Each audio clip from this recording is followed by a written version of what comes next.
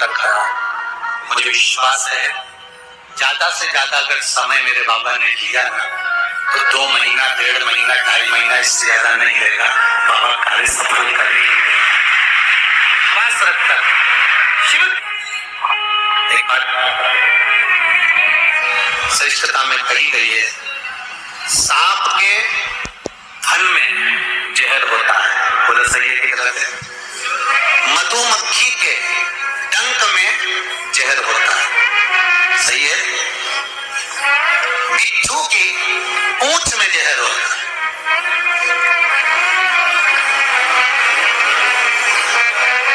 पर मनुष्य छल करने वाला होता है, कपट करने वाला होता है, एक दूसरे को धोखा देने वाला, झूठ बोलने वाला, छल करने वाला जो होता है, उसके तो रोम रोम में जहर होता है। कब कहां से डसेगा मालूम नहीं पड़ पाएगा।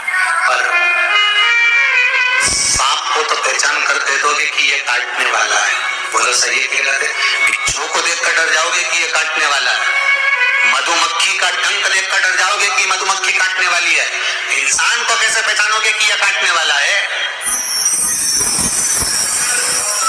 मनुष्य को कैसे पहचानोगे कि यह काटेगा?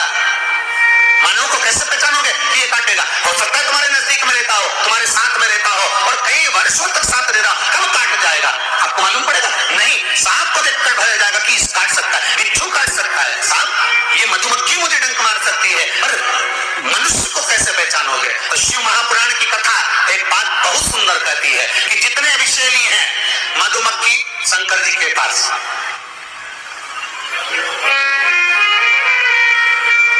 शिव जी का नाम एक धूमवान है। क्या नाम है? धूमवान। माता पार्वती का नाम एक धूमावती, जिनके पास में मधुमक्खी ढेर, पूरे शरीर के आसपास में मधुमक्खी है, धूमावती के। शिव जी के गले में सर्प, वो भी विषैला, कानों में बिच्छू, वो भी विषैला। हम कैसे पहचानेंगे कि ये व्यक्ति विषैला है, ये हमको धोखा देगा, ये कपट करेगा, ये छल करेगा, ये झूठ बोलेगा, ये प्रपंच करेगा? कैसे पहचानेंगे? शिव महापुराण की कथा कहती हमें पहचानना नहीं है। सांप डसेगा, ये उसका काम है। मधुमक्खी काटेगी, डंक मारेगी, ये उसका काम है। बिच्छू डंक मारेगा, ये उसका काम है। और मनुष्य हमको छलेगा, झूठ बोलेगा, कपट करेगा, हमारे साथ धोखा करेगा, ये उसका काम है। और एक बात याद रखना, सांप का जहर उतारने वाले का नंबर अपने पास रखना। काटेगा, तुरंत उसके पास पहुंच जाना, फोन लगा के मैं आ रहा हूं, काट खाया। बिच्छू काटे, बिच्छू वाले का नंबर अपने पास रखो, जैसे ही काटे तुरंत उसके पास पहुंच जा। मधुमक्खी काटे, तुरंत उसके पास पहुंच जा। उसी तरह मनुष्य जब काटे तो श्री शिवाय नमस्तुभ्यं मंत्र याद रखना, बस जहर उतर जाए। शिव है, अवघड़ी है, दयालु है, दातार है, कृपा का सागर है। महाराज, ऐसा कोई कार्य नहीं जो बाबा नहीं करता। एक बात अपने ध्यान में रखिएगा, जिस समय पर आपको लगे कि कोई समस्या बहुत बड़ी आके खड़ी हो गई है, और बहुत बड़ी समस्या, और आपकी दृष्टि में लग रहा है कि आपको ये समस्या बहुत बड़ी है, आपकी दृष्टि में आपको ऐसा महसूस हो रहा है कि ये समस्या बहुत बड़ी है और इसका कोई हल नहीं निकल रहा, सब जगह से होकर आ गए, हर जगह जाकर निवेदन कर लिया, विनती कर ली, और वो समस्या आपको लगता है कि बहुत बड़ी है, तो शिव महापुराण की कथा कहती है, महाराज, बेलपत्री के पेड़ के नीचे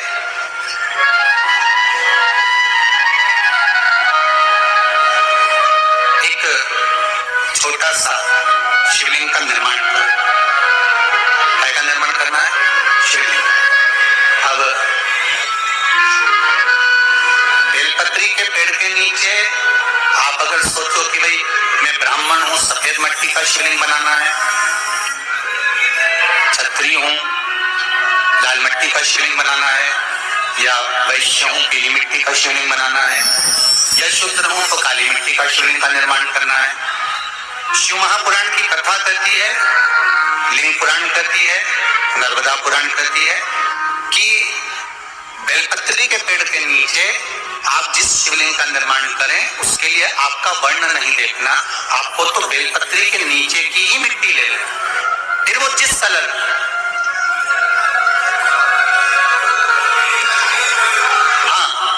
अगर आप घर में शिवलिंग का निर्माण कर रहे हो तो आपको वर्ण देखकर मिट्टी लेना है कि हम ब्राह्मण है तो सफेद मिट्टी का शिवलिंग बना ले, वैश्य है पीली मिट्टी का बना ले, क्षत्रिय लाल मिट्टी का बना ले, शूद्र है तो काली मिट्टी का बना ले। पर अगर कोई समस्या बड़ी विकट है और आपको लगता है कि इसका कोई हल नजर नहीं आ रहा,